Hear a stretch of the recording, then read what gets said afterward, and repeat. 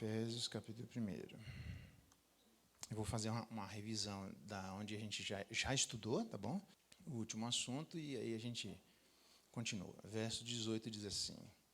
A gente está estudando Efésios, né? Porque, na verdade, o assunto é a igreja e Efésios é a carta mais eclesiástica do Novo Testamento. São 10:10, tá bom? Então, contando uma hora aí, 1h10, 1h15 no máximo aí. 11:10, 11:15, mais ou menos, tá bom? Eu vou tentar chegar até lá.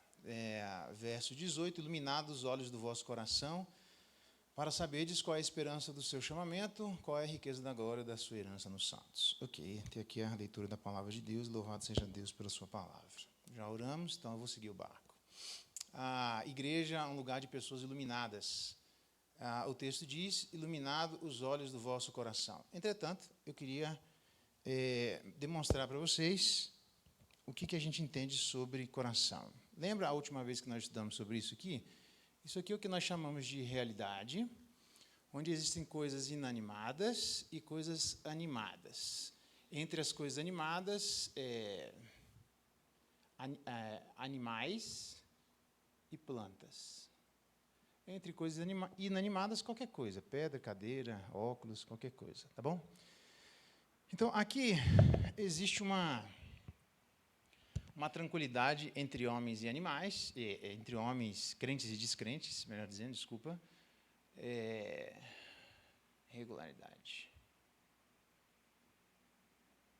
Regularidade, onde dificilmente haverá discordância entre crentes e descrentes, embora nós tenhamos, um tem o espírito e outro não, porque, em última instância, existe uma regularidade na criação. O exercício da ciência pressupõe, obrigatoriamente, algumas crenças, entre elas, a constância, a regularidade. Então, hoje teve sol, a gente estudou, chegou o final do dia, se diz amanhã eu continuo, porque você pressupõe que amanhã as condições de amanhã serão exatamente as mesmas condições de hoje e assim por diante.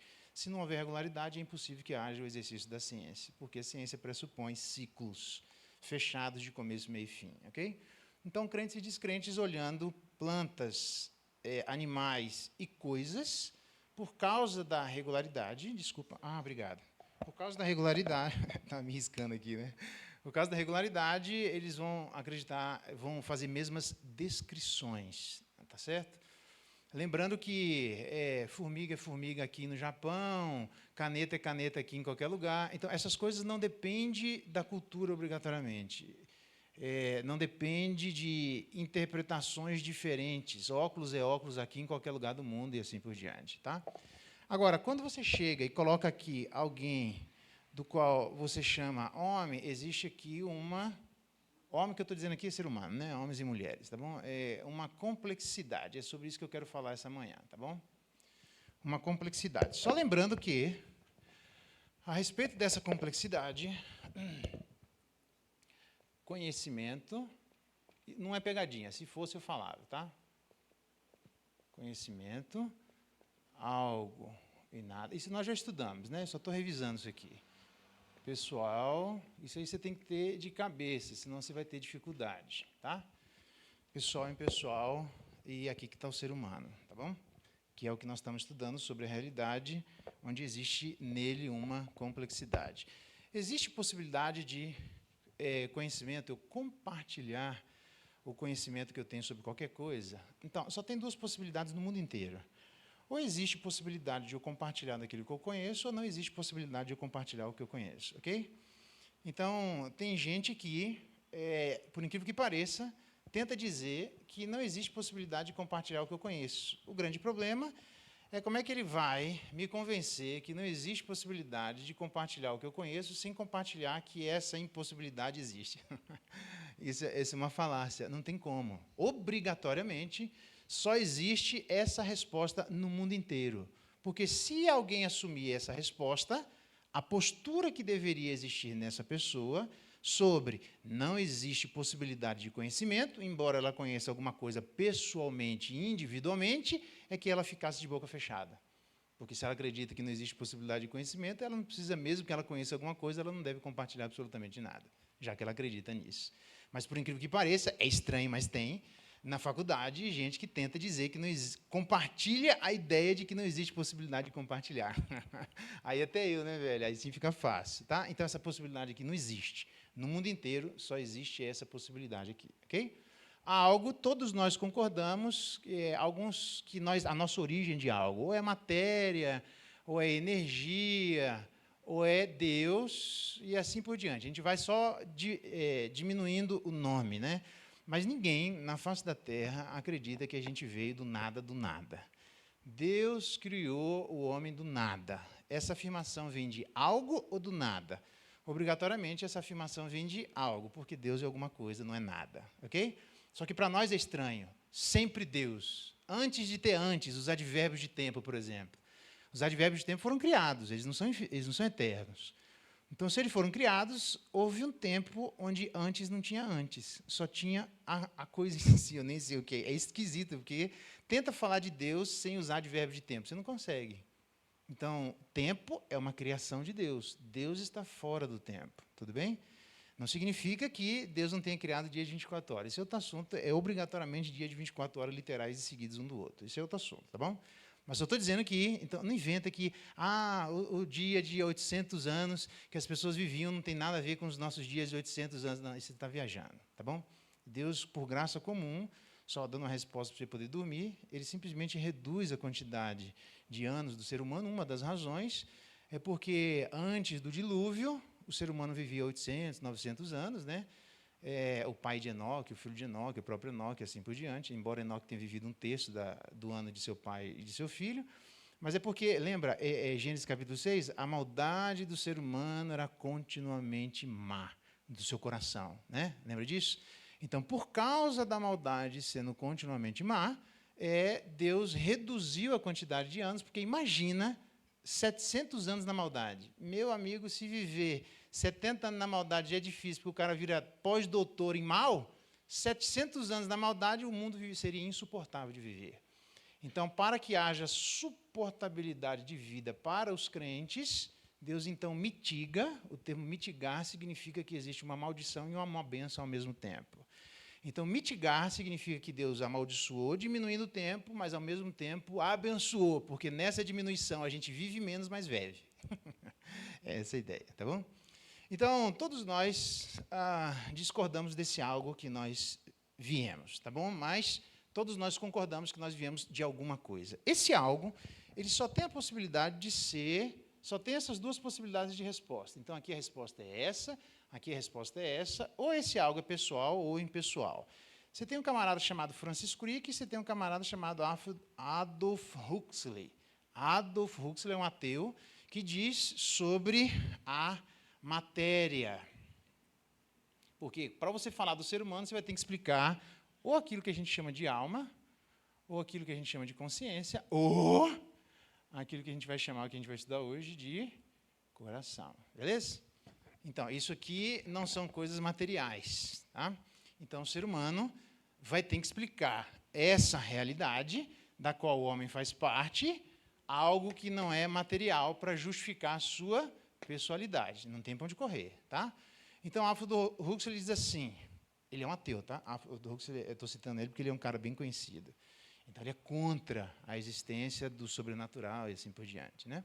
Mas ele diz assim, tentando explicar o ser humano, a matéria é tão possível de produzir a consciência quanto vir o mágico esfregar a lâmpada no mágico e aparecer o mágico. Alguém aqui já viu alguém, fora de Aladim no desenho animado, alguém esfregar a lâmpada e aparecer o mágico? Não, a resposta é não. Se você viu, é melhor você consultar o Vandy ou qualquer outro ali, porque alguma coisa não está certa, porque normalmente ninguém vê, tá bom? Então não inventa.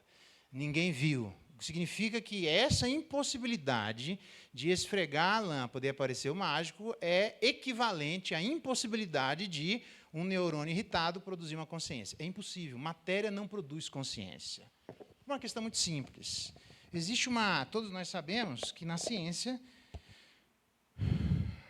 existe uma diferença entre teoria, hipótese e lei. Existe diferença de peso, tá bom? Aqui, eu estou usando essa, tem gente que inverte isso aqui, hipótese, teoria e lei, tá bom? Mas o fato é que a lei tem mais peso, tá? Eu estou usando nessa crescente. Então, a teoria seria uma ideia, a hipótese seria alguns testes, e a lei seria que todos os testes chegam obrigatoriamente à mesma conclusão. Então, na lei, ela tem uma lei científica, tem mais peso do que uma teoria. Eu usei esse mesmo argumento com os coordenadores do Sistema Ângulo de Ensino, dizendo que, na lei da ciência, a lei da gravidade, tudo que sobe e desce, não importa qual é o lugar no mundo em que essas coisas sejam executadas, existe uma lei que é chamada lei da biogênese. Biogênese. Está escrito biogênese, acredita.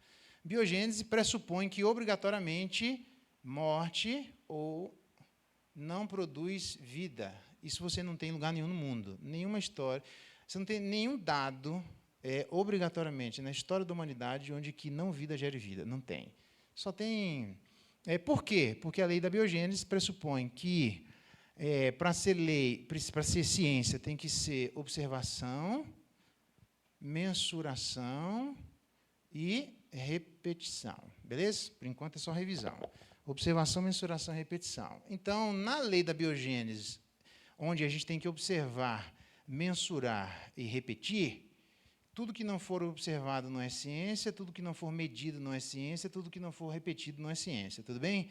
Isso é o que demonstra o exercício, é o que a gente chama de ciência positivista. Beleza? Nessa ciência positivista, obrigatoriamente, então, na lei da biogênese, dentro daquilo que é observado, mensurado e repetido no mundo, não tem nada observado, mensurado e repetido onde morte gere vida. Não existe. Então, obrigatoriamente, o que você tem é vida gera vida. É assim que funciona. Não tem para onde você correr. Isso é o que a gente chama de ciência.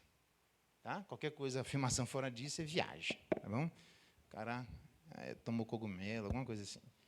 Então, Francis Crick é um cientista, é o codescobridor da dupla hélice de DNA. Ganhou o prêmio Nobel. Então, quando ele vai tentar explicar a realidade, já que ele é um cientista que está submetido à lei, à ciência positivista, e na lei da biogênese só vida gera vida, quando ele vai tentar explicar o que é ser humano, ele só tem duas opções.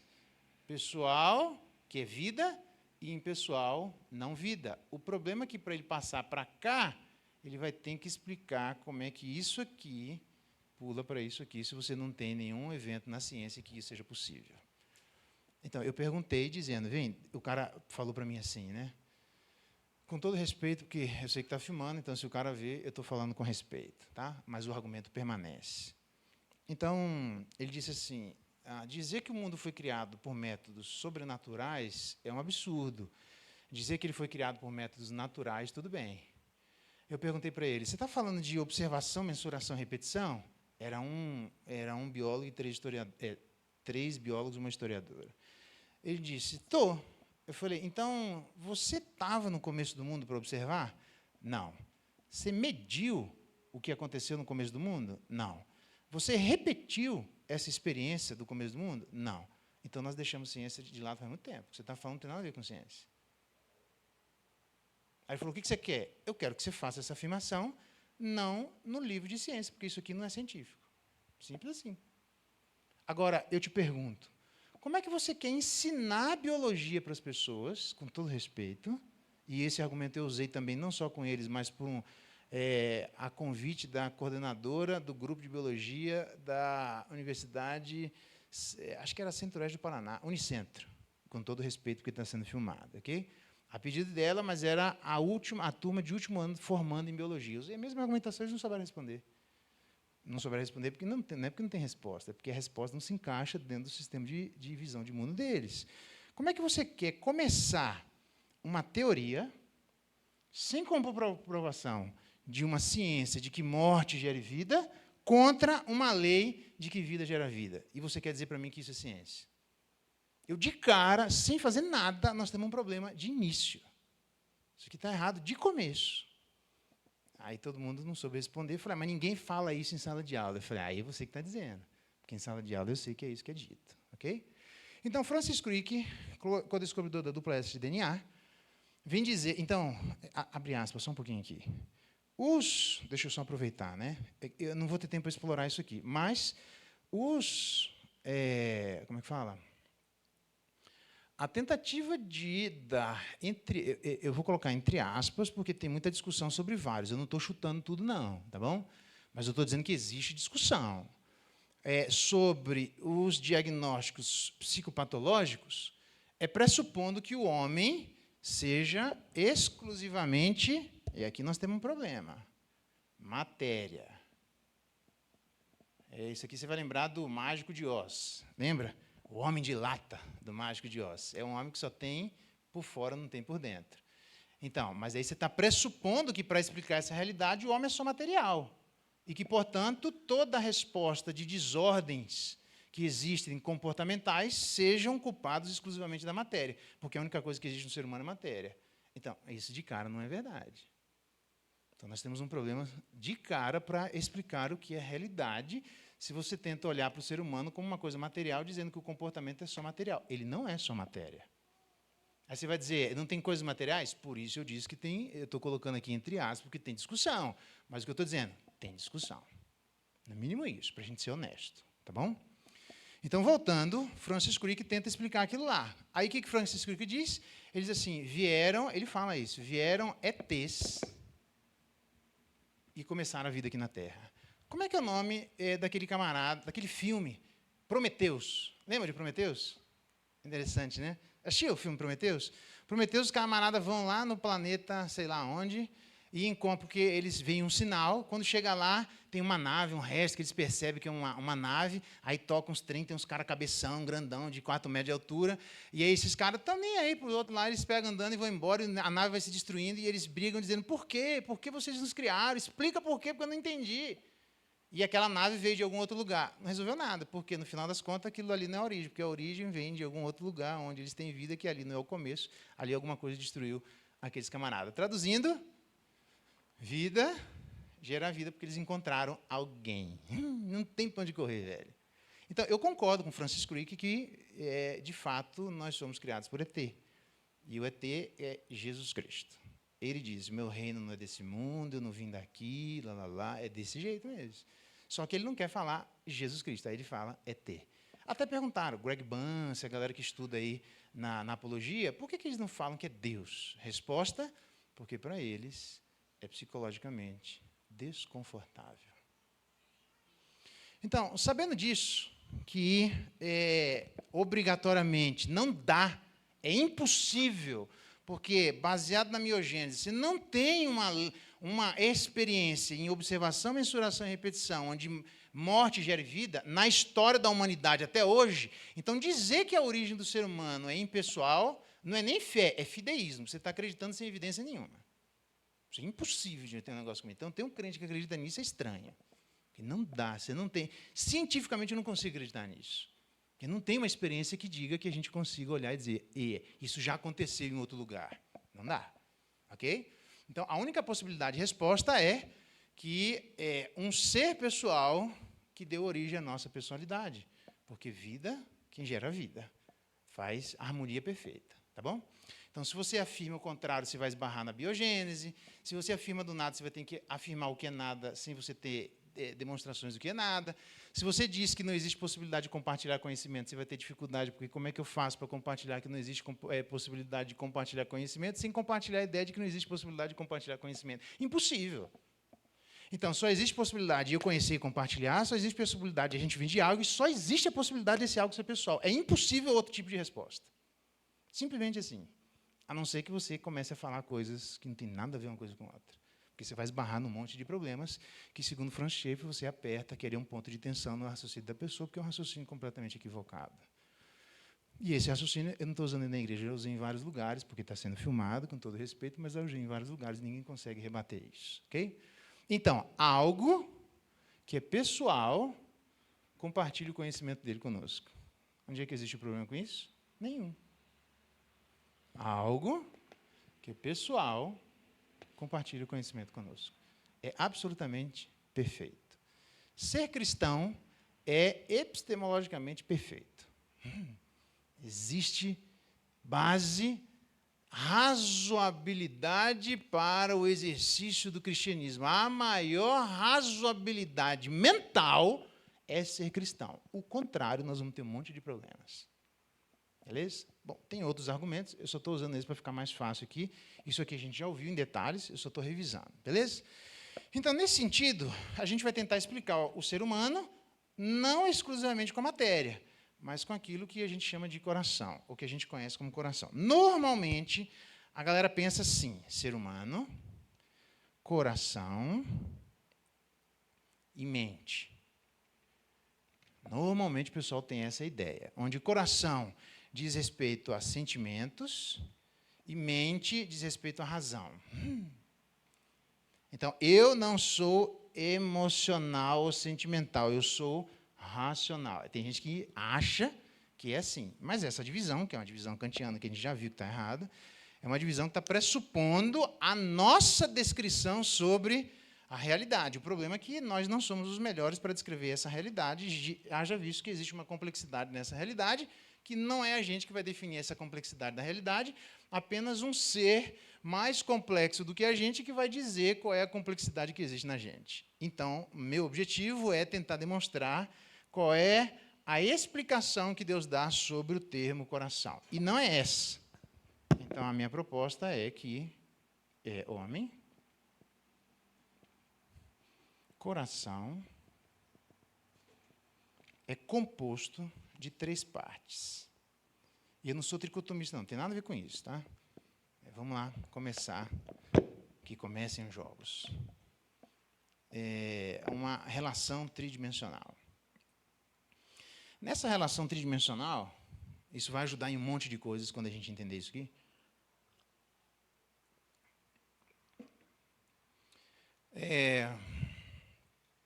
Alguém já disse, então, eu não tenho como explicar a complexidade no ser humano para a gente poder explicar o comportamento e para tentar entender a intervenção, então eu preciso tentar entender a complexidade. Então, não tem como, é igual alguém disse para mim assim, é um líder da igreja, não é daqui não, é em Marte lá. Eu estava em outro lugar, outro planeta, quando alguém conversou comigo e falou, não dá para você explicar sobre o que é depressão, mas assim, fala em 3 linhas, não passa nenhum livro para mim não, que eu não quero ler. Eu falei, velho, aí não dá, mano. Isso é uma postura simplista. Porque nós não somos simplistas do ponto de vista de constituição humana. Porque Deus não é simplista do ponto de vista da constituição da sua existência. Então, é impossível que eu tente simplificar a complexidade existente, sendo que a sua origem não é simplista. Então, não sou eu que estou complexificando o ser humano. Em essência, há uma complexidade sobre o ser humano, por causa da sua origem.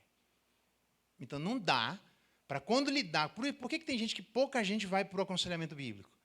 Porque quando entra na parte da complexidade, a galera desiste. Ah, mas não tem um negócio mais simples, não? Não é só falar, não tem simples, não. Ah, não, mas você é muito complicado. Não, não sou eu que sou complicado. Deus, na sua beleza de complexidade, é que deixou essa marca de complexidade, então é uma bênção a complexidade. A preguiça mental é que é um negócio estranho. Isso aí é pecado, a gente tem que deixar de lado.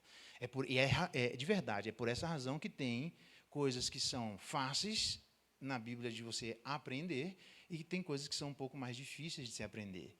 É isso mesmo, não é Deus que está complicando, é porque essa marca, senão a gente deixa de ser ser humano. Aí a gente vira animal, tentando encontrar uma regularidade. Não existe. Existe uma complexidade no ser humano. Então, alguém, para tentar explicar essa complexidade, eu achei essa figura de linguagem perfeita. Essa comparação. É só uma comparação, tá bom? Alguém disse assim, que os modos do movimento da Terra, para explicar a complexidade, ajudariam como a Terra girando, inclinando e orbitando. Todos eles falam da Terra. Interessante, né? Então, todos descrevem esse movimento, cada um da sua forma. A rotação explicando os dias, a inclinação explicando as estações e a órbita explicando os anos. Perfeito. Tudo isso é Terra. A Terra não é envolvida só em dias, não é envolvida só em estações e não é envolvida só em anos. O que é a Terra? Dias, estações e anos. Tudo junto. Mas explica. Então, eu tenho que separar. Dias é uma coisa, estações é outra e anos é outra. Exatamente. Complexidade.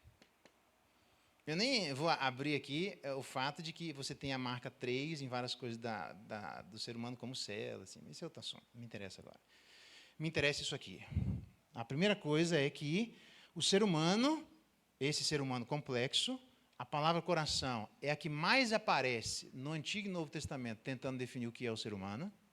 Tudo que é repetido, a gente precisa prestar atenção. Aparece aproximadamente 1000 vezes a palavra coração para falar do ser humano. Pelo amor de Deus, que é mais um sinal gritante do que esse, Deus está dizendo. Eu me lembro quando em casa o Augusto era pequeno, né? Igualzinho hoje, assim, fala para Dedéu, né? E aí ele queria dominar a conversa. Eu falei, vamos fazer o seguinte, sentado na mesa assim, e a Raíssa é mais tranquilona, sempre foi assim, meio psicóloga desde pequenininha assim, né? Aí ele queria falar no lugar de todo mundo. Eu falei, não, então faz assim, segura o garfo aqui. Quem segurar o garfo é o garfo da palavra. Senão, você vai ter que levantar a mão e pedir sua vez, se você não tiver com garfo. Fala, filha. Aí a Raíssa estava com garfo. E a Raíssa falando e Augusto na... agoniado, velho. Ele queria falar de todo jeito, né? Exatamente. Então, uma das coisas que existe no coração humano, que está se repetindo, quase como Deus dizendo, coração, coração, pelo amor de Deus, olhem para essa palavra, porque ela aparece quase 1000 vezes para descrever o ser humano na sua complexidade. Então, o que é o coração, o que nós somos. Então, a Bíblia demonstra que coração... Aqui não é uma rodoviária, não, tá, gente? Onde o rodoviário é um grande complexo, onde dali sai o ônibus da mente. Não. A mente na Bíblia é o coração. Não é isso aqui. Onde coração é uma coisa e mente é outra. Na Bíblia, a mente é o coração.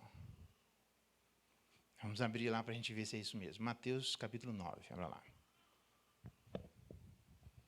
Oh, meu Deus. É hoje à noite, né? Não, é domingo que vem. Ah, beleza. Ela está gritando ali, achei que ela já estava falando, eu quero ser batizada. É domingo que vem.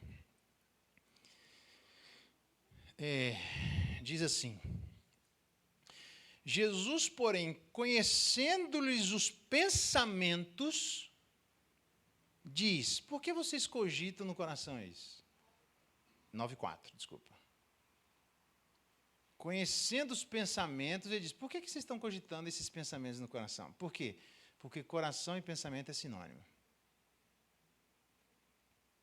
Não é aquela divisão que pensamento não é coração.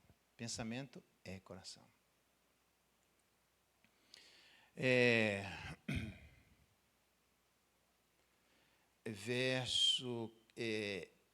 Efésios 4:18. Abra lá. Efésios 4:18. Por enquanto só me interessa a gente perceber aquilo ali.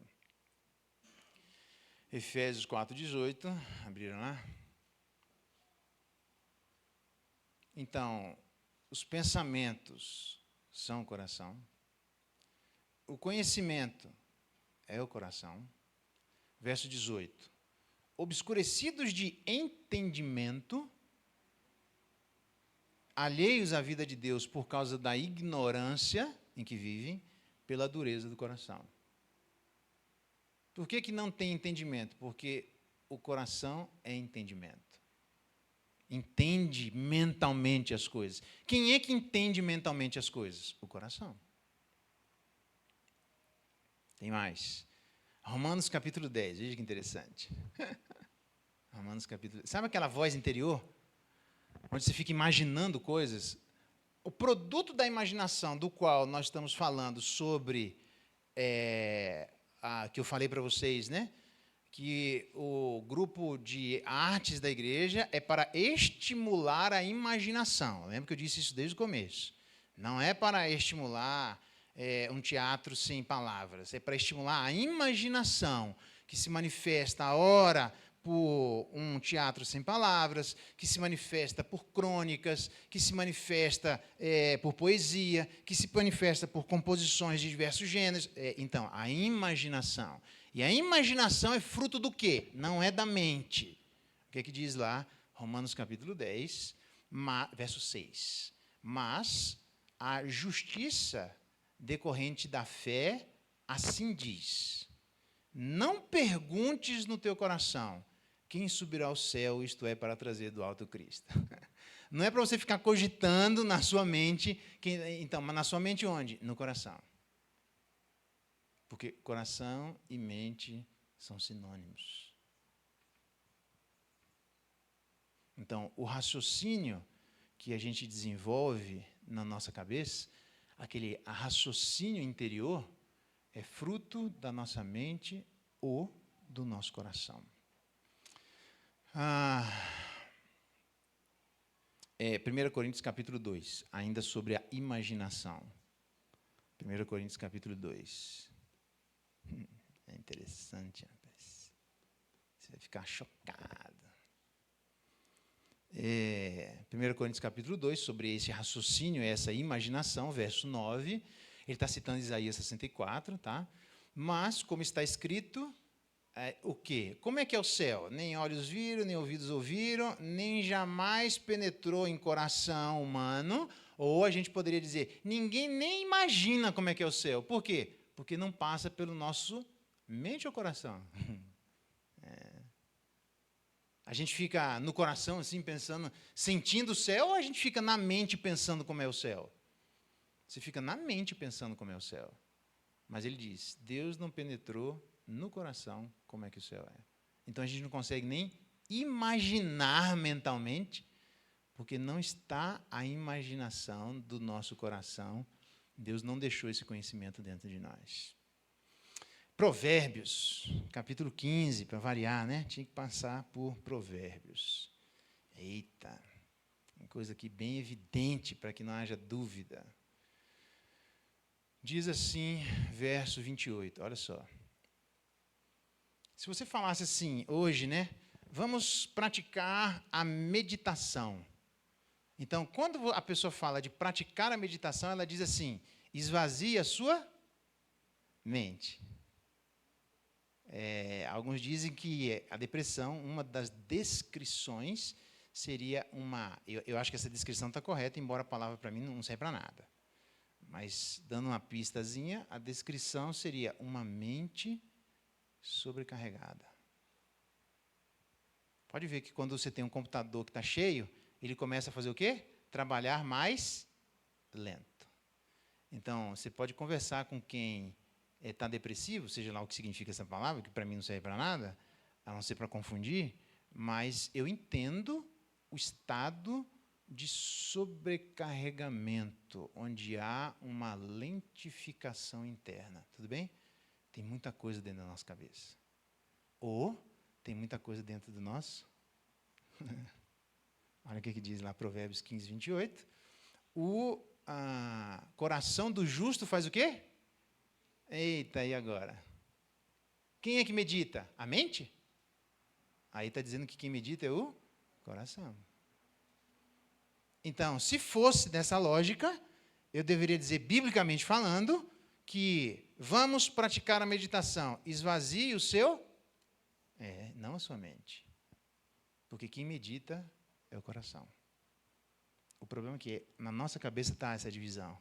O coração não pode pensar, o coração só pode sentir. Na Bíblia, o coração pensa. Viu como é diferente? Aí já dá para perceber os diagnósticos, como a gente vai ter problema, né? Vários, tá? Não é só isso, não. Deuteronômio 28. Eita, esse aqui é forte, hein? 28, verso 28. É um dos textos que a gente usa para explicar como é que fala? A psicopatologia, tá? É um dos. O que é que Deus produziria quando o ser humano desobedecesse, né? O Senhor te ferirá com loucura, achou aí, né? Deuteronômio 28, 28. Com cegueira e com perturbação de espírito. Veja que curioso, porque na NIV, Nova Versão Internacional em inglês, e outras traduções em português, ele diz que o Senhor te ferirá com loucura, cegueira e confusão mental. O problema é que a palavra que aparece em hebraico para confusão mental é literalmente coração. Então, a confusão está na mente ou está no...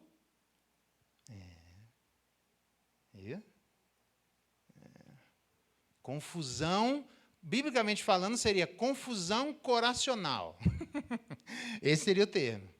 Deus te ferirá com confusão no coração.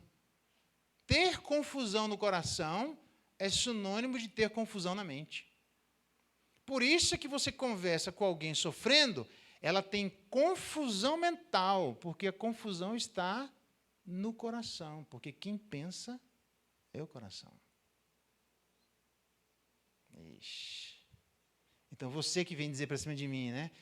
Eu sou cientista, meu negócio é racional, não é ser emocional? Isso é de uma pobreza, com todo respeito. Não é só qualquer um que quer ser cientista, porque tem gente na igreja que diz, não, mas eu não sou cientista, eu não preciso pensar nessas questões, eu quero ser mais coracional, sentimental. Isso é um engano, porque você está assumindo uma divisão que ela não existe. Biblicamente, não.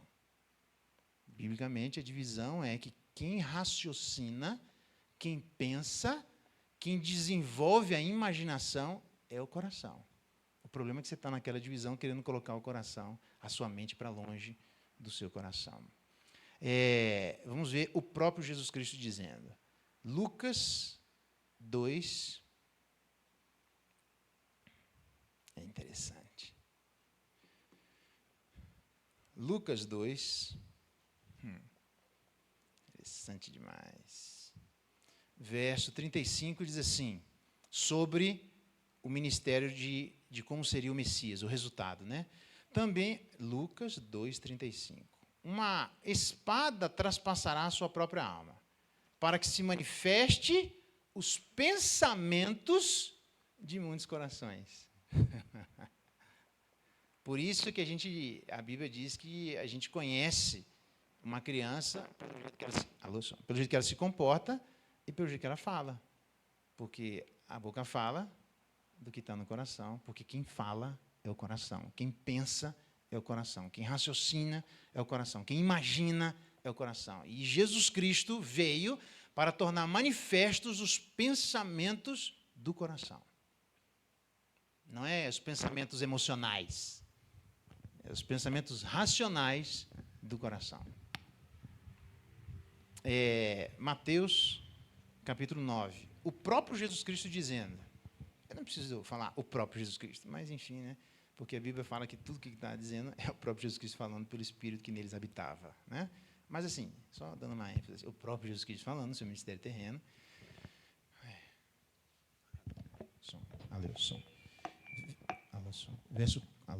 Verso 4. Eita, minha voz agora acordei agora, hein? Jesus, porém, conhecendo-lhe os pensamentos, disse, por que cogitais, pensais, cogitar é pensar, o mal no vosso coração? Veja, quem que está pensando? No coração. Na verdade, na versão corrigida, Jesus, conhecendo os seus pensamentos, disse, por quê? Porque cogitar, esse verbo não é muito usado por nós, né? Ninguém pergunta aí, e aí, fulano, o que você cogita sobre o Flamengo? Ninguém fala assim, entendeu? O que você pensa sobre o Flamengo? O pensar é melhor, tá bom? Então, na corrigida diz assim sobre esse texto, por que pensais o mal no vosso coração? Porque quem pensa é o coração. Êxodo, capítulo 14. Aí eu termino. Êxodo, capítulo 14. Sobre Faraó. Tem um ditadozinho que diz sobre isso aqui, né? Você vai lembrar. Êxodo capítulo 14, verso 5, diz assim. Eu vou ler nessa versão e depois na outra versão, que diz assim, sendo, pois, anunciado ao rei do Egito que o povo fugia, mudou-se o coração de Faraó e de seus oficiais. Mudou-se o coração de Faraó e seus oficiais. Mas em outra tradução diz assim, quando o rei do Egito soube que o povo de Israel havia fugido, eles e seus oficiais mudaram de ideia. Interessante. Seria mais ou menos, esse é o ditado, né? Onde é que eu estava com a cabeça quando eu fiz isso? A gente não fala isso? Quando você faz uma asneira, meu Deus, onde é que eu estava com a cabeça? Biblicamente, a gente deveria dizer, meu Deus, onde que eu estava? Exatamente, velho. A gente age, às vezes, de maneira precipitada, porque diz, nossa, onde que eu estava com a cabeça? Eu estava com a cabeça longe. Na verdade, você estava com o coração longe. Eu estava com o pensamento precipitado, você estava com o coração precipitado. Eu não raciocinei direito. Exatamente, porque seu coração não pensou direito. Então, não é um lapso mental, mas no coração eu sou gente boa. É um lapso do coração. Então, o ditado seria... Não sei se é nem exatamente o ditado, mas a galera diz assim, coração se opõe à cabeça, certo? Está escrito cabeça aqui, tá? Mas, na verdade, o coração é a cabeça. Ixi, agora mudou, né? Está vendo como não é coração versus mente?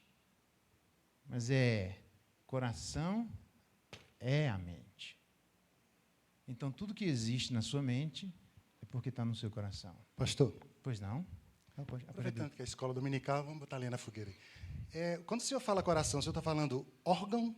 Sim. Ou está falando, o que o senhor falou? O centro das emoções. Então, falar centro das emoções é assumir essa divisão aqui. Ó. Falar centro das emoções é como se eu tivesse... Boa pergunta, tá? É como se eu estivesse assumindo que o coração são as emoções, mas a mente é alguma coisa fora. Obviamente que eu não estou falando de coração aqui. É o termo que a Escritura indica para dizer quem nós somos. Então, quem nós somos é coração, coração, coração. Isso é o que nós somos. E o que nós somos, coração? Nós somos obrigatoriamente mentais no exercício do nosso raciocínio. Mas aí, sendo órgão, vamos lá. Vou usar você que olhou primeiro para mim. Rodrigo, aqui que Deus o livre, precisa de um transplante de coração. Aí eu... Não, mas não estou falando de órgão. Não, então. Ah, tá. Não, mas você falou órgão. Eu perguntei se era órgão ou era... Não, eu já disse que não é o órgão que eu estou falando. Não é o órgão. Não, óbvio que não. Bom. É óbvio que não. Eu estou dizendo que é o centro de quem nós somos, não esse coração. É o centro de quem nós somos. Entendeu? Agora sim, porque se for pensar em órgão, não, lógico. fora Perfeito. da casinha. Não, total. Eu não estou falando de órgão. É óbvio que não. Na verdade, exatamente. Coração e mente. Coração é este órgão. Lembra que eu já comecei dizendo que não dá para explicar o ser humano exclusivamente pela matéria. Então, essa explicação não é da matéria, é da não matéria. Tá, não é do buraco negro, nada disso, não, entendeu? Assim, eu estou dizendo de alguma coisa abstrata. Então, não é esse órgão nosso material. É alguma coisa não material que descreve a complexidade de quem nós somos. Então, não é simplista, para mim, isso é simplista dizer, não, coração emocional é uma coisa e a minha razão é outra. Logo, eu posso desenvolver a minha razão fora do meu coração. Tá, você que está descrevendo isso, porque, biblicamente, a razão e o coração é uma coisa só. Pastor, não? Duas coisas. Não então, me complique, a gente me ajudem. Vai ficar difícil da gente falar assim, que eu fiz tal coisa, mas lá no fundo... Exatamente. Não vai dar para usar mais isso aí. Exatamente. Né? A gente diz assim, eu fiz, eu pensei, eu agi, mas no fundo eu senti outra coisa. Não, no fundo o que você pensou é o seu coração. Isso. E outra coisa, tem um autor bom, João Alexandre, ele tem uma música sobre o coração, e o refrão é assim, coração entre o bem e o mal, que distância haverá? Coração, um amigo, um bandido, talvez, quem te conhecerá. E ele começa falando de onde partem as fontes da vida, e ele fala, corrobora com isso aí sobre o coração. É por isso que Provérbios, capítulo 4, verso 23, sobre tudo que se deve guardar, guarda o teu coração, porque dele procede, as fontes da vida. Você quer falar? Depois você passa lá para ela e eu vou continuar aqui. E eu acho que isso aí também coloca por terra a questão de, eu sou razão, por isso que eu te ofendi. Eu falei sem pensar. Exatamente. Não, meu bem, você falou ofendendo, falou que estava no seu coração, pensando. Então, assim, eu falei mesmo porque eu sou razão e tal. Isso aí bota tudo por terra. Não. Você falou porque seu coração pensava isso. A nossa irmã lá atrás, lá. Não precisa? O que aconteceu? É para todo mundo poder ouvir o que a senhora quer falar. Não, é porque se fosse o músculo, o Faustão estava com 40 anos. Porque ele pensaria como 40 anos, porque o pensamento, o coração, que eu entendi aí, aonde está o teu tesouro, aí Está o teu sentimento. Que isso, hein? Não é? A senhora está detonando Então, hoje de manhã, hein? então não é o músculo, porque obrigado. tira o músculo de um rapaz de 40 anos, bota numa velha, e aí? Ela vai Exatamente. pensar igual de 40 anos? Boa, obrigado. Então, acho que é isso, hein? Tomou café hoje de manhã, hein? Você tomou café, hein? Lucas 24, não me enrola. Vamos para frente. Lucas 24, eu preciso seguir aqui. Agora, a Bíblia também diz que coração é emoção. Também. Então, coração é mente e coração é emoção. Coração é racional e coração é afeição. Ok? Olha o que diz lá em Lucas 24, verso 32. Jesus conversando com os discípulos no caminho de Emaús. E disseram a outros sobre depois o resultado dessa conversa. Porventura, não nos ardia o coração quando ele pelo caminho falava, quando nos expunha as Escrituras? Então, nos ardia, queimava emocionalmente o coração deles, mas sabendo também que o coração é mente, queimava a mente. Então, aquele negócio de, uma pregação racional é chata, eu quero uma pregação emocional. Então, isso aqui é uma pregação coracional. Porque ela precisa ser tanto mental quanto emocional. Uma pregação emocional ou uma exposição emocional que não fala a mente, ou seja, uma pregação que fala ao coração, mas não fala ao coração, é uma pregação mística. Deus não quer isso. Uma pregação que fala ao coração, mas não fala ao coração, é uma pregação sem coração.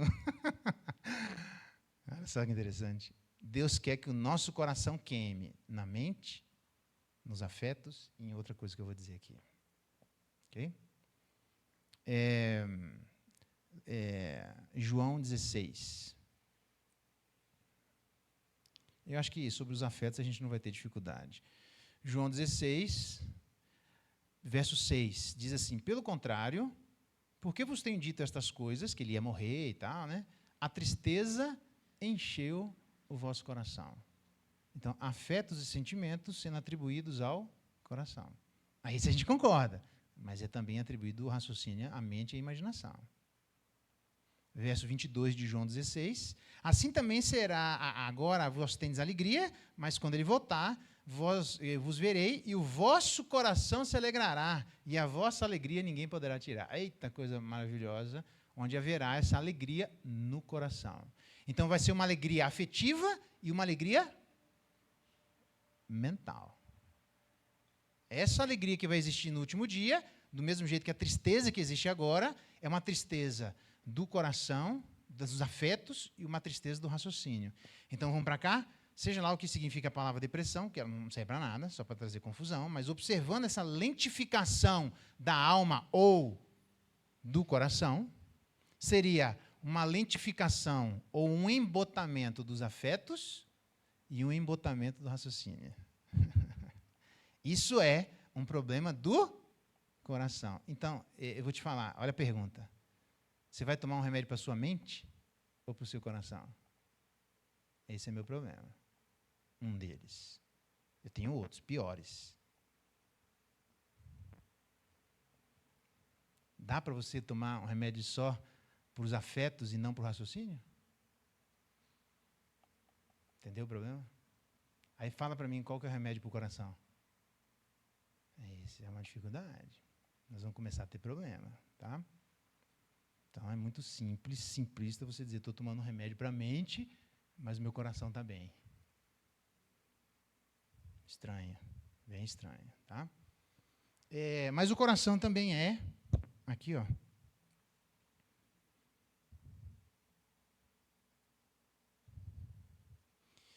O coração também é intenção. Ou, se a gente usar, é que essa palavra é estranha, né? É por isso que eu não quero usar. O coração seria volição, vontade. Mas é estranho usar volição porque a gente não usa, né? Como é que vai a sua volição? Ninguém fala aí. Eu bati com um abacate lá na hora do café e tomei. Não dá, né? É coisa estranha. Ninguém sabe o que é volição. Então, intenção fica melhor. Como é que vai? O que você intenta fazer? Intenta o que você tem vontade de fazer. Quais são as suas escolhas? E a Bíblia não elimina a nossa responsabilidade de escolhas. Nunca eliminou. Seja lá quais são as nossas escolhas, elas são pré-determinadas por um monte de coisa, por uma imagenzinha que eu vou colocar para vocês daqui a pouco. Claro, ainda não. Mas diz aqui, ó, intenção. Mateus capítulo 5 e Mateus capítulo 15.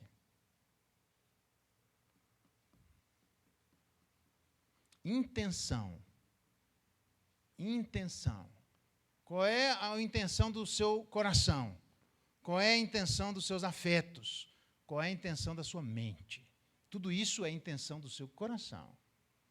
O que é que você quer fazer? Antes da gente começar, o que você quer fazer? Então, tem muita gente que obedece com intenção de desobediência. Ó, eu vou passar aqui, não precisa ir longe, não estou falando de ninguém. Não. Eu só estou dizendo que obediência não é obediência necessariamente. Porque, no fundo, a pessoa não quer obedecer. E o texto diz isso várias vezes.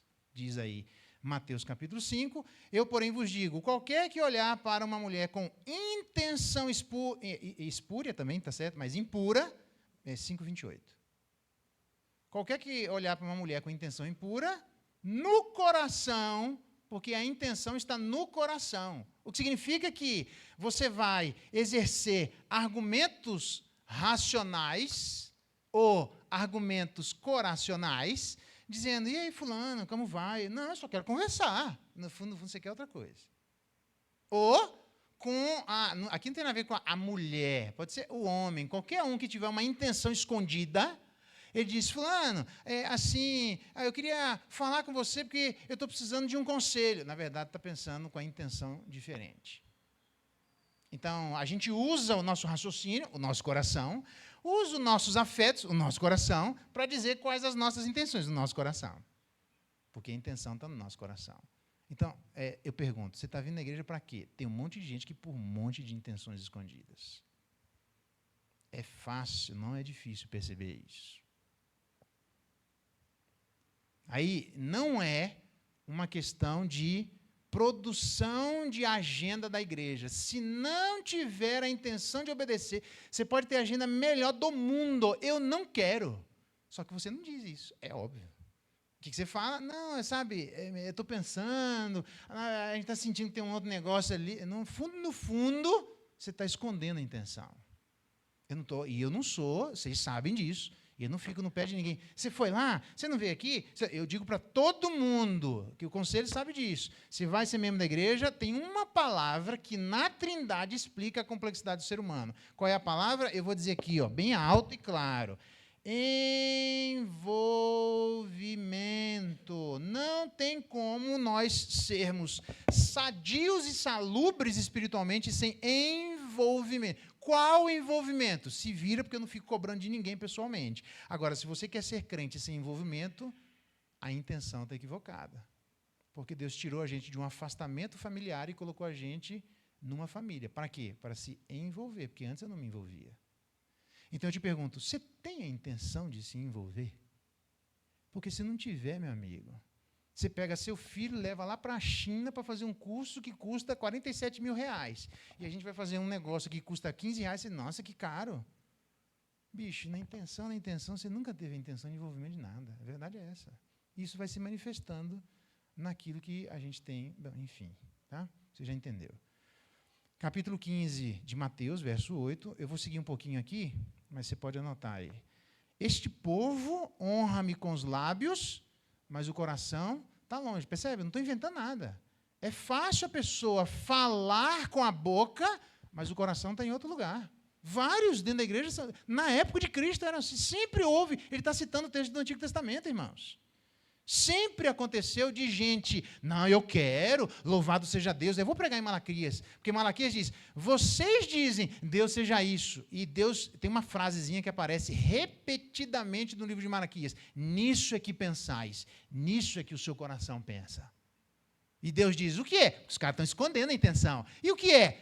Vocês dizem, vocês me honram. Na verdade, vocês me odeiam. Por quê? Porque esse sacrifício que vocês estão oferecendo, nem para o governador local vocês não ofereceriam. Que sacrifício? A Bíblia diz, eles conheciam o livro de Levítico, que para oferecer um sacrifício, nós que não estamos no período da reforma religiosa, no período da lei cerimonial, a gente sabe que o cordeiro tinha que ser um macho de 1 ano, sem defeito, sem nódoa, que é daí que vem o termo irrepreensibilidade do Novo Testamento, que nós somos predestinados. Lembra disso? Então, se nós somos predestinados, ele sabe que ele tem que oferecer um cordeiro sem defeito, macho, sem nódoa. O que eles faziam? Levavam o bicho, aí o animal, o leão, comia, e o leão comia geralmente onde? As partes moles, e deixava a cabeça e as patas. E o cara ficava esperando, pegava as cabeças e as patas e oferecia como sacrifício.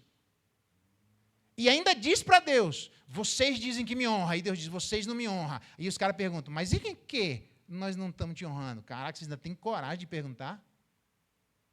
Vocês sabem que na lei o sacrifício é sem defeito e vocês estão me oferecendo o resto, que nem para o governador local vocês vão oferecer, para o rei do universo vocês vão oferecer isso, e estão dizendo que estão honrando a mim? Não, desculpa, vocês estão pensando em outras coisas, menos em mim. E tem uma expressãozinha que é repetida, nisso que pensais, nisso que pensais. E pensa onde? No coração. Porque a intenção de vocês nunca foi de me honrar. Como é que a gente sabe que a intenção não é de honrar? Não aparece só nas palavras, aparece nas ações. Vou mais, embora. Essa intenção aqui é boa. Resolve muita coisa dentro da igreja. Ou pelo menos resolve não, mas explica. Mateus 18, verso 35. Diz assim, Mateus 18. Quer perguntar? O microfone ali.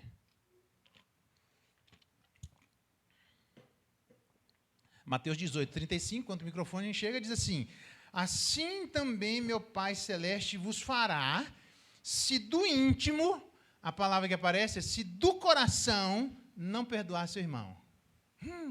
Por quê? Porque tem muita gente que perdoa de boca, mas a intenção interior nunca foi perdoar absolutamente ninguém. É por isso que dentro da igreja nós temos uma série de problemas de pessoas que dizem, se a gente se estranha, porque nós somos caídos, e diz, perdoa, perdoa, e fica com aquele negócio remoendo. Por quê? Porque, em última instância, a pessoa nunca teve intenção de perdoar nada, ela só fala que perdoa, mas não tem perdão no coração.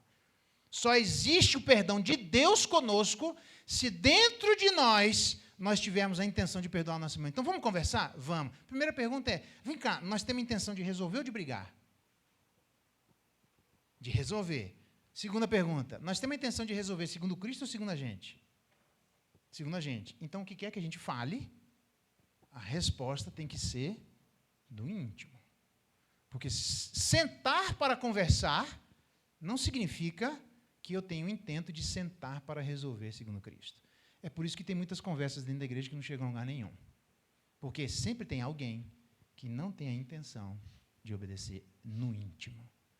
Então, antes de eu ir acertar com meu irmão, eu tenho que ter a intenção interna de eu vou fazer o que for necessário para eu me acertar. Eu tenho que pedir perdão? Eu peço. Eu tenho que me ajoelhar? Eu ajoelho. Eu tenho que pagar R$100? Eu pago. Eu tenho que levar você nas costas e trazer, eu faço. Qualquer coisa, eu quero me acertar, irmão, com você. Outro dia, você pode fazer o que você quiser. Porque, no fundo, isso aí não é suficiente para mim. É porque um tem a intenção e outro não. Tá. A minha dúvida, pastor, é sobre como fica o coração em relação à eternidade, então. Porque eu fiquei assim. Pergunta. Então, nosso coração é imaterial nesse sentido, e por isso, se nós vamos ter um novo corpo, Deus nos redimirá na nossa... Tá, obrigado. Deus vai nos redimir tanto na nossa materialidade quanto na nossa imaterialidade. Eu fiquei em dúvida sobre o nosso coração na eternidade. Ele vai continuar, a nossa alma. Continua. Nós vamos ter um coração perfeito. Renovado. Como é que é? Lembra que Deus... Por isso que eu comecei com Efésios 1:18, porque iluminados os olhos do vosso coração. É uma iluminação inicial. Existem outras iluminações de outras camadas que vão acontecendo no decorrer da nossa santidade. Camadas que a gente precisa se renovar na mente, camadas que eu preciso me renovar na emoção, camadas que eu preciso me renovar na intenção. Eu posso ter a mente certa, a emoção certa e a intenção errada. Eu posso ter a intenção correta, a emoção correta e a mente errada. Eu posso ter a intenção correta, a mente correta e os afetos errados. Eu preciso me renovar na mente, nos afetos e na intenção. Se eu fizer isso, eu estou renovando o meu coração. Lá no último dia, essa renovação será completa. Aqui, nós estamos em fase de processo de renovação, nessas 3 camadas que somos nós. Por isso que quando alguém raciocina, diz, você está raciocinando errado. Por isso que alguém diz, mas eu estou com raiva. Mas você não pode ter esse afeto. Por isso que você diz, mas no fundo, cuidado com a sua intenção. Porque isso aqui é o que nós somos se renovando diante de Deus. Fala. Não, só lembrando que na eternidade nós vamos voltar a ser espírito e matéria também, né? Exatamente. O nosso corpo ele vai voltar glorificado. Né? Então, isso, glorificado. Provavelmente vamos ter um coração, não sei se igual, mas vamos ter. Não, tranquilo, eu não estou preocupado. Perfeito. Vai ter matéria, né, no último dia. Tanto que a própria terra geme e suporta a angústia até agora, esperando o dia da sua redenção. Engraçado, né? A libertação. Então, a terra vai ser liberta e nós seremos libertos da presença do pecado definitivamente. Hoje, o poder do pecado não domina sobre nós, mas ele está ali. Como que o pecado se manifesta? Aí que está. Se do íntimo não perdoares, então perdão tem a ver com intenção. Antes de conversar, uma pessoa extremamente ofendida, você tem que perguntar, você tem a intenção de perdoar ou não? Porque se não tiver, a gente só vai gastar tempo à toa aqui. Você vai gastar, falar, brigar, chorar, e no final dizer, mas para mim não é suficiente. Então nem vamos gastar o tempo. Se não é suficiente, nem começa. Porque no fundo você não tem intenção, não gasta o nosso tempo. É por isso que a Bíblia diz que o insensato tem prazer em externar o seu interior. Como é que eu sei que alguém é insensato? Preste bem atenção, vou repetir.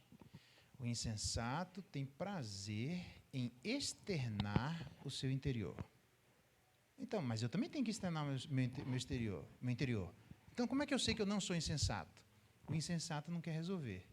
O sensato quer. Essa é a diferença. O insensato, eu só quero falar. Eu quero brigar. Eu quero dar o dedo na tua cara. Mas vamos resolver? Não, não interessa. Eu só queria falar, tchau. Você vira as costas. Não, eu quero resolver. Por quê? No fundo, você é meu irmão. Eu estou afetado emocionalmente. Eu estou afetado mentalmente. E eu estou afetado nas minhas intenções. O meu desejo mesmo é te dar uma bifa na cara. Essa é a minha intenção. Mas porque Deus diz assim para mim, eu vou tentar mudar os meus afetos em relação a você, eu vou tentar mudar a minha mente em relação a você, e eu vou tentar corrigir minha intenção em relação a você. Se a gente fizer isso, nós teremos relacionamentos renovados. Sem isso aqui, os relacionamentos continuarão quebrados. Não resolve dentro da igreja. Só isso aqui que resolve. Olha lá. Ó. João 13. Como é que o diabo afeta a crentes e descrentes?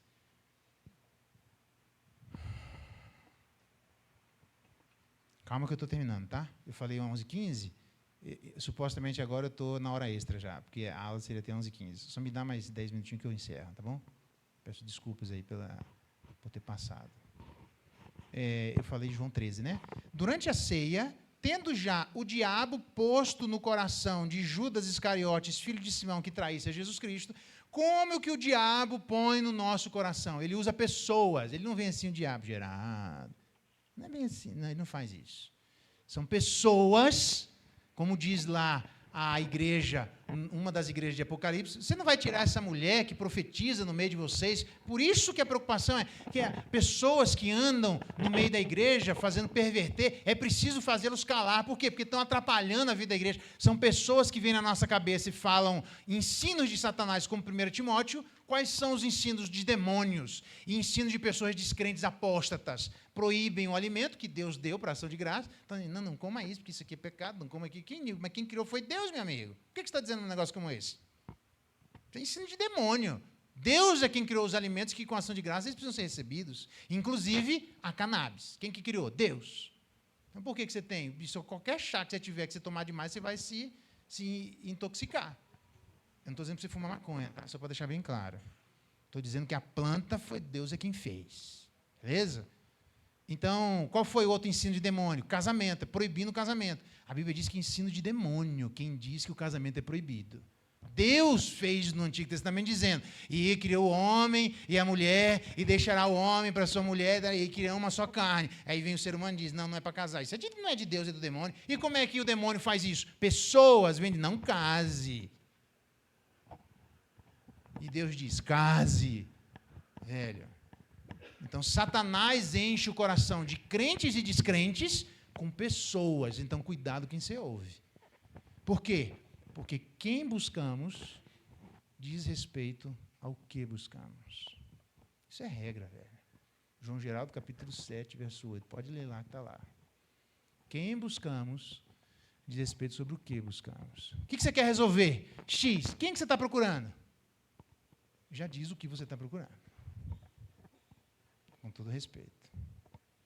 Atos, capítulo 7. Vou acelerar aqui. Olha só. Como é que a gente faz isso, né? Verso 38. Ele está explicando como é que aconteceu a desobediência no Antigo Testamento enquanto Moisés estava junto com Deus. Verso 38. Este Moisés quem esteve na congregação no deserto com o anjo que lhe falava no Monte Sinai, lá no monte, né? E com os nossos pais, o qual Moisés, presta atenção, recebeu palavras vivas para nos transmitir. Quem que deu palavras vivas? O Criador deu palavras vivas. Ele é quem dá palavras vivas para nós. Ele é quem deu palavras vivas para Moisés transmitir ao povo. O que o povo fez? Está lá, ó. Verso 39. A quem nossos pais não quiseram obedecer palavras vivas. O que eles fizeram? Diz aí o texto. Antes, repeliram onde? No coração e voltaram para o Egito. Irmão, ninguém que saiu do Egito voltou para o Egito. Presta atenção.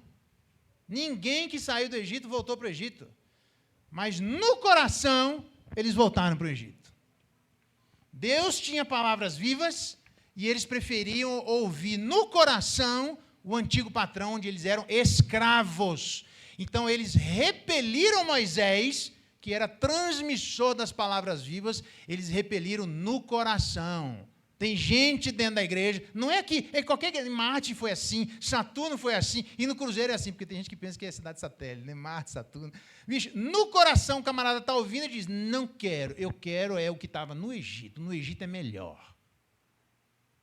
Por isso que a Bíblia diz que Deus conhece o nosso coração. Ai daqueles que procurou esconder de Deus as suas intenções. O problema é que eu vou para lá, Deus está, e eu volto para cá, Deus está. A luz e as trevas são a mesma coisa. De Deus não se pode esconder. Então, embora você tenha um monte de gente ouvindo, sempre foi assim na história. Um monte de gente ouve as palavras vivas e um monte de gente repele no coração. É por isso que os atos dentro da igreja são complicados, porque tem gente que nunca teve a intenção de obediência. No coração, ela é ainda egípcia. Velho. Foi assim com Moisés, você acha que não vai ser assim hoje? Eu nem quero ser como Moisés, nem vou conseguir. Eu não tenho coragem de dizer assim, Deus, risca meu livro, meu nome do livro da vida e põe os meus patrícios. Vai que Deus diz, amém. Não, você quer ir para o livro, você vai. Você, eu tenho nada a ver com o peixe, meu amigo. Eu não falo um trem desse, não. Só Moisés. É por isso que eu nunca vou ser Moisés. Mas e como é que eles repeliram no coração? Diz o texto, voltaram ao Egito, dizendo a Arão. Como é que a gente volta para o Egito?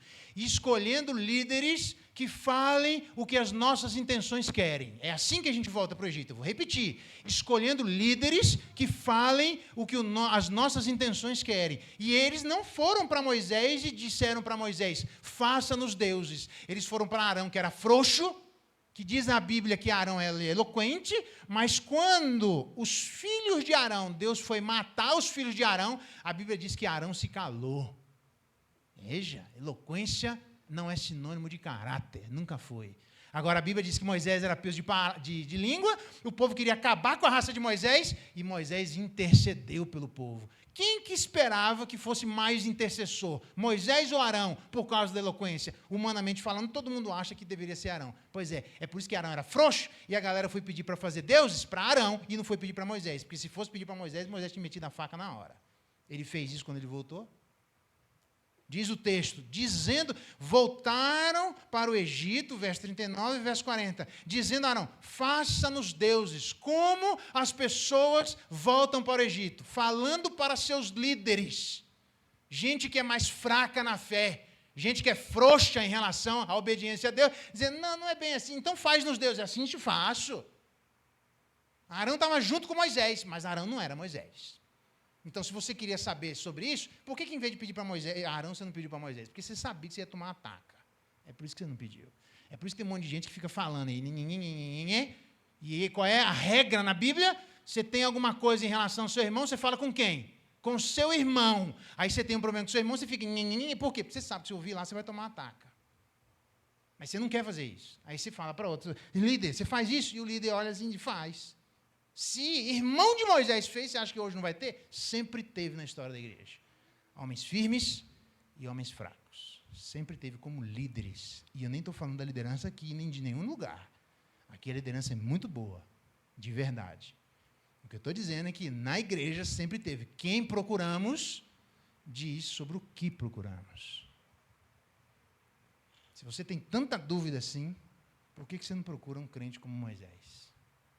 Firme. Está junto de Deus para falar palavras vivas. É porque você não quer ouvir palavras vivas. Porque dentro do coração, a sua intenção é de repelir o que Deus falou. Então, eu conheço as pessoas por aquelas que procuram e por aquelas que não procuram. Quem procuramos diz respeito sobre nós, e quem não procuramos também. 1 Coríntios capítulo 7. Eu gostei desse assunto aqui, viu? Diz muita coisa na igreja.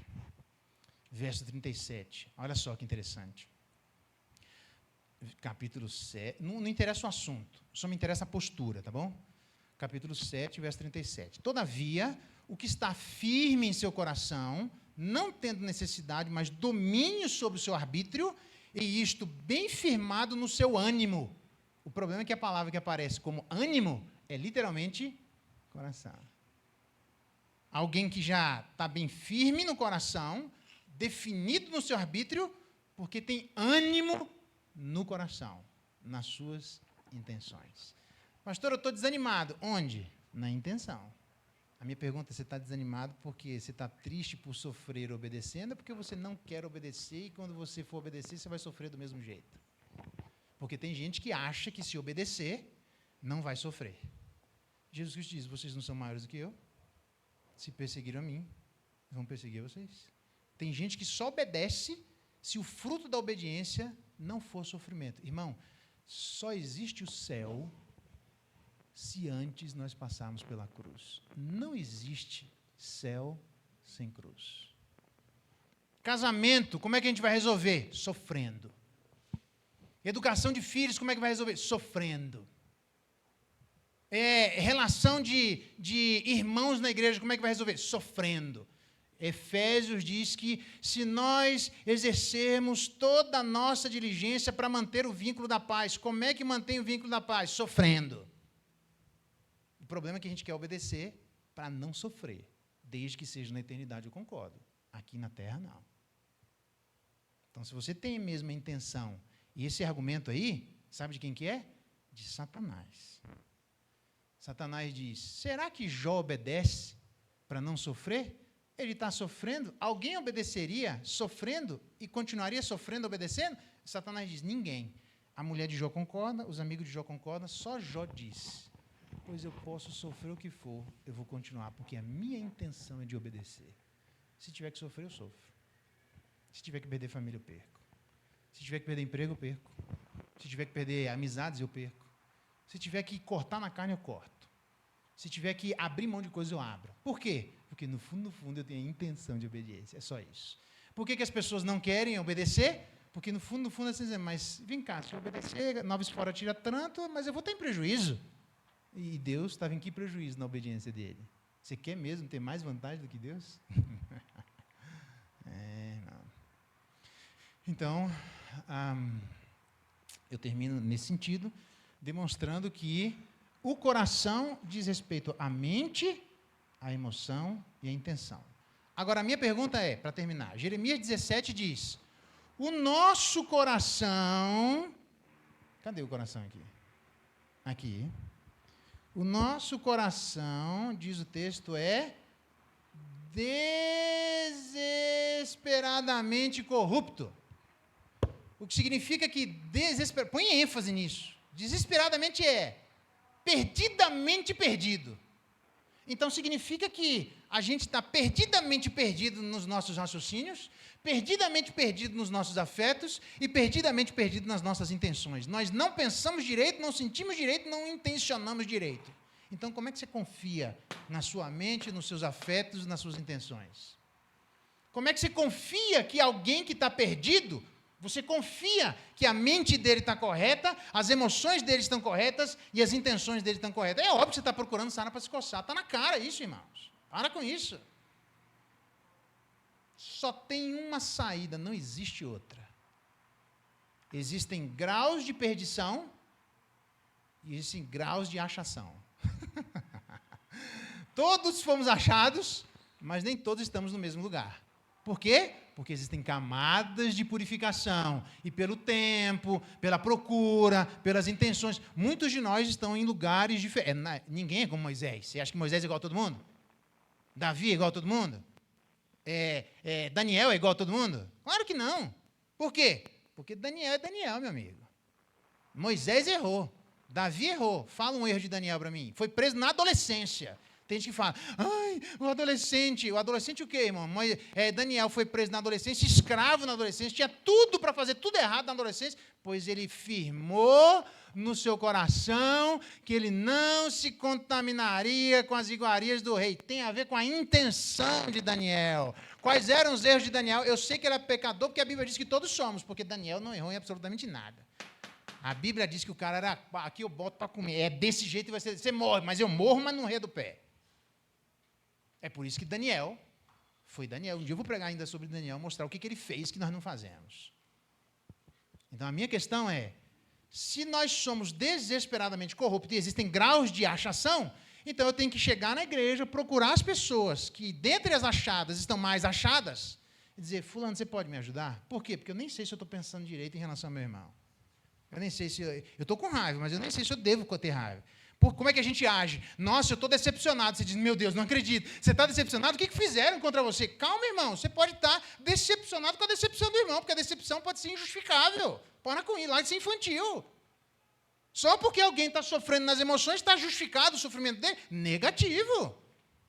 Ele pode estar absolutamente, desesperadamente equivocado nos seus afetos e no seu raciocínio.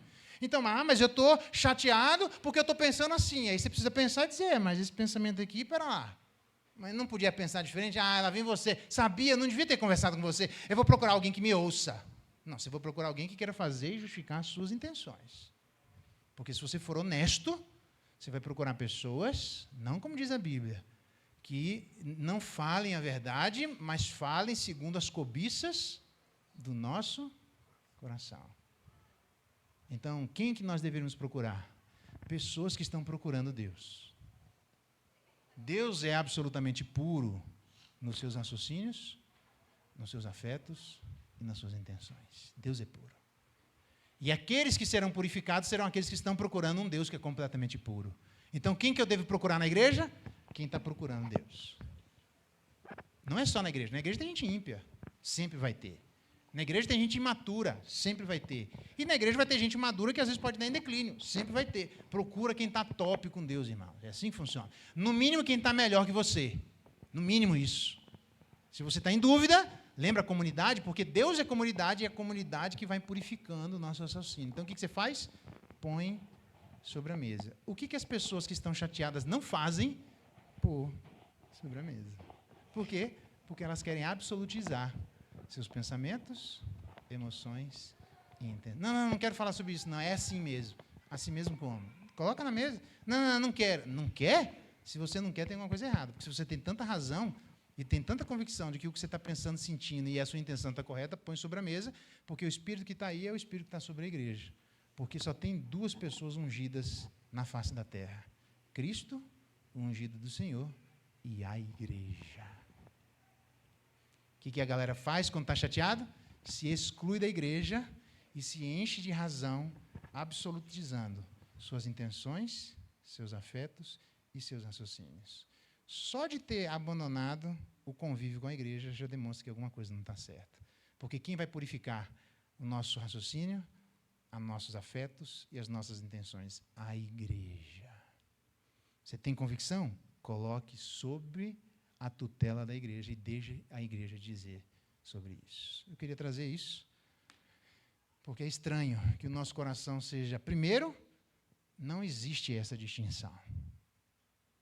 Nós não somos racionais. No coração eu estou afetado, mas na minha mente eu estou pensando direitinho. Desculpa, essa divisão não existe. A divisão é essa: mente, raciocínio, afeto e intenção. E isso, se é desesperadamente corrupto, a gente não pode confiar no que a gente pensa, no que a gente sente e no que a gente intenta. Tem gente que diz a Bíblia que prega a Cristo por ciúmes e por porfia. Ele prega o certo, pela intenção errada. Mas ele faz certo, pela razão errada. E Deus está vendo o que ele faz de certo e está vendo se a intenção está certa. Porque fazer o certo com a intenção errada está errado. Vamos orar? Que Deus nos ajude nos nossos afetos, pensamentos e intenções. Pai bendito, obrigado. Obrigado porque isso demonstra a complexidade da nossa essência, de quem somos. O nosso coração é a nossa mente. O nosso coração é os nossos afetos e o nosso coração são as nossas intenções. Quando fazemos isso, mas a tua palavra diz que o nosso coração é desesperadamente corrupto. Então, se existem problemas dentro de nós, a Bíblia também diz que se tudo que nós devemos guardar o coração, porque é dali que procede as fontes de vida ou de morte. Dá graça sobre a nossa igreja, para que possamos renovar o nosso coração, renovando os pensamentos, renovando os afetos e renovando as intenções. Se as dificuldades dos relacionamentos quebrados permanecem quebrados, é porque o coração permanece quebrado em algum desses lugares. Então, a gente precisa, segundo a tua palavra, renovar o nosso coração. Quando assim o fizermos, pensaremos melhor, sentiremos melhor e intentaremos melhor. Então, dá graça ao Espírito Santo de Deus, o Senhor que habita no nosso coração. O Senhor conhece cada parte daquilo que somos. Nos ajuda porque nós não conseguimos fazer isso e nem queremos esconder, Pai, de Ti as nossas intenções, pensamentos e afetos. Faz essa limpeza camada por camada para que sejamos uma igreja cada vez mais pura na sua mente, nos seus sentimentos e nas suas intenções. Obrigado pela Tua palavra, é a nossa oração em nome de Jesus. Amém. Obrigado, irmãos. Deus abençoe.